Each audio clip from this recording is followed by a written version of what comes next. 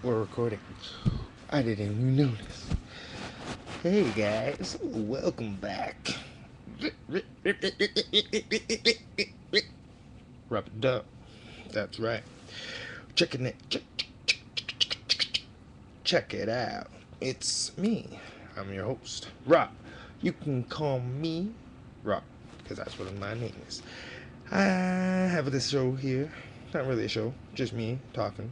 I'm gonna give you my commentary, giving you what I like, giving you what I need, giving you three stories. And basically, that's how it goes. Tune in. Let's go. And first off, story number uno is about this vato. No, it's about this beautiful mamacita. She's gorgeous. I got on it. She's very hot. And but don't listen to me. Listen to this guy. There's nothing quite like the feeling when you're listening to a song written by someone you don't know, who you've never met, who somehow manages to describe exactly how you felt at a particular moment in your life. This next artist is able to do that time after time. It's for that reason that she's currently number one in an astonishing 17 countries. If you've ever had a broken heart, you're about to remember it now. Here performing Someone Like You, it's the beautiful Adele. And that's pretty much sums up my story of number one, the song of the year. It's the 15th, guys. We got like 46 days left of this year, and it isn't much. Believe me, today is November 15th, 2011. What? It's a Tuesday. Just count them down. Next thing you know, 2012, just around the corner. So, since I don't do a lot of stories, I'm going to basically be talking about 2011, just a year in review kind of thing. But my song of the year, hands down, doesn't matter what comes out in the next 46 days, Adele, Someone Like You, is by far the best song I've heard in a long time. It's just a piano, and you probably already heard it, so I'm not trying to be condescending. But it's just a piano and her beautiful voice. It's absolutely mesmerizing. And I would play the song, but copyright infringement, my song might, well, the song might get me booted off of, well, not allow this to be played on YouTube, which won't be good, because I need as many videos as I can get. But point being, I love that song. And if you don't like that song, I don't think you're human. Numero dos story is about Toronto. I live in Toronto. You might live in Toronto, and if you don't live in Toronto, good thing you tuned in, because I'm going to tell you what's going on in Toronto. Toronto, we have this beautiful park called St. James Park. It's located just east on King Street, east of the largest Young Street, being the largest street in the world. I like to brag about that, the longest street.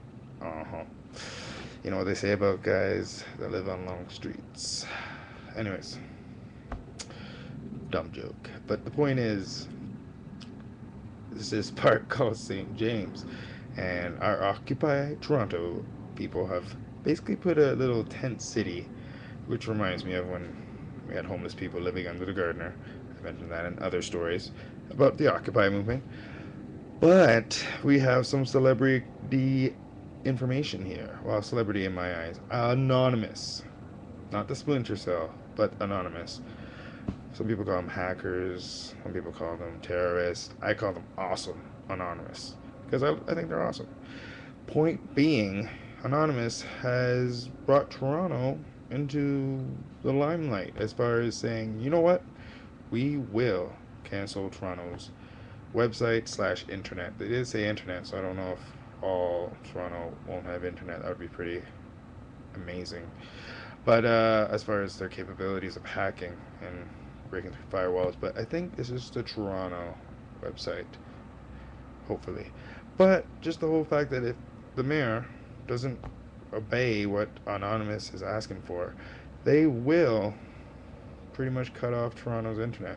But that's not the point. Anonymous is backing these, and I have to admit they're right, peaceful and diligent protesters, and I totally support the whole Occupy movement, but there hasn't been a list of demands, and there has been a lot of people that have actually stopped covering the story due to the fact that there isn't really a lot of solid key agenda that they're trying to accomplish.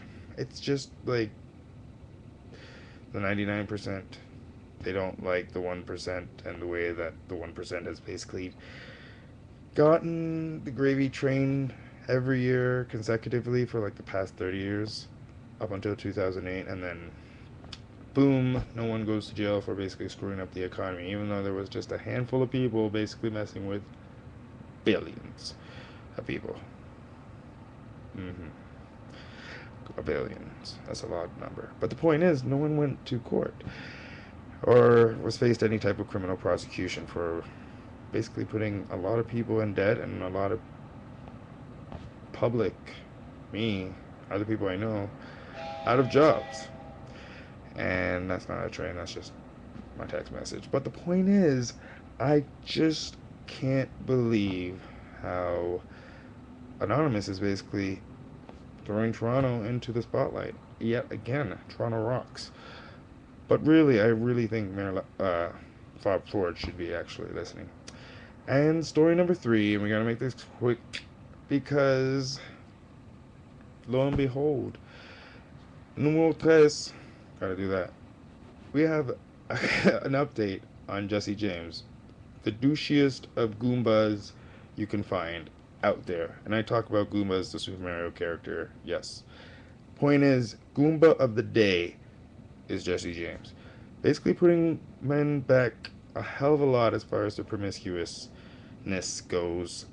We are back in the days when men would club women over their head and just yank them and drag them to the cave. Because according to Kat Von D on her Facebook page, she has actually said that she just found out about a 19th lady that was cheated on with Jesse James. And 19. And you stayed with him after how many? Like 12 or 13? 13 was like, that's it. Unlucky number 13. Sorry, that's where I draw the line. Like, wow. I got caught cheating once. Not good to admit, but I was like 8 years old. And yeah, Ashley smacked me in the face because I had a crush on Selena. It was pretty bad. Damn you, Wendy Link. You freaking chatterbox. Either way, long story short, Jesse James, Goomba of the day, and Kat Von D basically airing her dirty laundry and her astonishment with everything. But I gotta cut it short. You've been doing it with the best.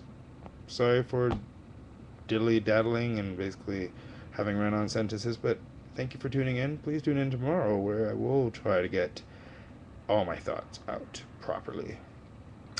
Until then, keep on rocking in the free world.